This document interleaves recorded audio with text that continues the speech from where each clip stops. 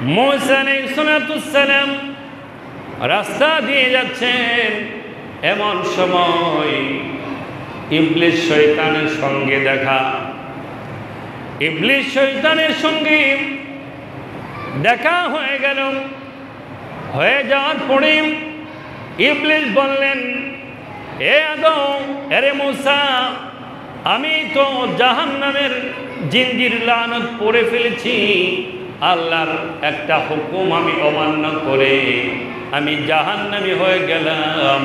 আমার কোনো তওবার ব্যবস্থা আছে নি? আমার কোনো তওবার ব্যবস্থা আছে নি? যদি তোমার কাছে আমার একটা তওবার ব্যবস্থা থাকে তাহলে আমাকে তওবার ব্যবস্থা করে দাও। মুসা আলাইহিস সালাম আল্লাহ রাব্বুল আলামিনের সঙ্গে কথা বললেন, আল্লাহ, এই ইবলিস এখন অনুতপ্ত হতে চাই, কান্না করে আপনার কাছ থেকে ক্ষমা পেতে চাই।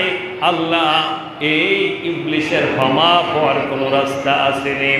আমার আল্লাহ রব্বুল আলামিন ডাক দিয়ে বললেন, মুসা, এই ইবলিসকে বলো, সে যদি তওবা করে আমি আল্লাহ তার তওবা কবুল করব। আল্লাহ রব্বুল আলামিনকে বললেন, মুসা নবী, আল্লাহ সে এখন কি বলে তওবা করবে? আমার আল্লাহ রব্বুল আলামিন জানিয়ে দিলেন, ওরে মুসা, আমি তো তাকে বলেছিলাম উসজুদুলি আদম, আদমকে সাজদা করো। আদম এখন দুনিয়াতে নাই, ইন্তেকাল করে ফেলেছে। ও মুসা, এই ইবলিসকে বলো, আদম যেই জায়গার মধ্যে মাজার পড়ে আছে, তার কবর মুবারক যেই জায়গার মধ্যে, ওই জায়গার মধ্যে গিয়ে আদমের কবরের মধ্যে একটা সাজদা দিতে বলো। যদি আদমের কবরে সাজদা দিতে পারে আমি আল্লাহ তার সমস্ত অপরাধ ক্ষমা করে দিয়ে তাকে আবার আগের উচ্চ মাকাম দান করব। বলি সুবহানাল্লাহ। বলেন আল্লাহু আকবার। কি বললেন? সাজদা দেওয়ার জন্য। সে কি বলল? আরে মুসা নবী জীবিত থাকতে আদম রে আমি সাজদা দেই নাই, আর মরার পরে আমি তার কবরে সাজদা দিব? এটা হতে পারে না, হতে পারে না, আমার পক্ষে এটা সম্ভব না। আমার আল্লাহ বললেন, মুসা, আমি তো আগেই জানতাম সে আদমকে সাজদা দিবে না, এটা তার বাউতাবাজি। আমি এই জমিনের মধ্যে মানুষ এবং জিন সৃষ্টি করলাম একমাত্র আমার ইবাদতের জন্য, আর আমার ইবাদতের মধ্যে সবচেয়ে বড় ইবাদত হলো নামাজ। বলি সুবহানাল্লাহ। এই হাজিরিন, একটা হুকুম অমান্য করার কারণে, সাজদা দেওয়া না দেওয়ার কারণে লানতুল জিঞ্জির পড়ে ফেলল। ওই মুসা আলাইহিস সালাম জিজ্ঞাসা করলেন, ওরে ইবলিস, এই জমিনের মধ্যে তুমি কাকে বেশি ভয় পাও? কাকে তুমি বেশি ভয় পাও? কাকে ডরাও?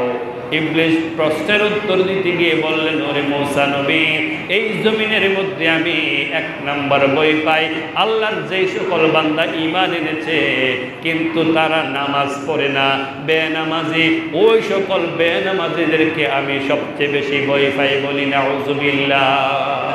নাউজুবিল্লাহ বলতেন না? শয়তানও যাদেরকে ভয় পায়, ঘৃণা করে, ইনি কারা? বেনামাজি। কারা? বলেন না কারা? এই কথা বলেন, কারা? বেনামাজি। মুসা আলাইহিস সালাম জিজ্ঞাসা করলেন, এই ইবলিস শয়তান, বেনামাজিকে তো তুমি ভালোবাসার কথা, নামাজি বান্দাকে ঘৃণা করার কথা, কিন্তু তুমি উল্টা করতেছ।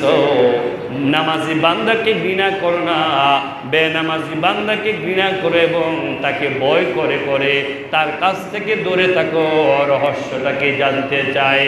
ওই শয়তান ইবলিস ডাক দিয়ে বললেন, আল্লাহর পয়গম্বর মুসা নবী শুনে রাখুন, কারণ এই জমিনের মধ্যে বেনামাজিকে ভয় পাই, কারণ রব্বুল আমিন এর গোলামি আমি 9.5 লক্ষ বছর করেছি।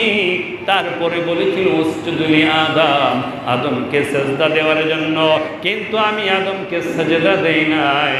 আল্লাহ রব্বুল আমিন উম্মতে মুহাম্মাদের উপরে 5 ওয়াক্ত নামাজ ফরজ করে দিলেন। এই 5 ওয়াক্ত নামাজের মধ্যে সাজদা আসেনি?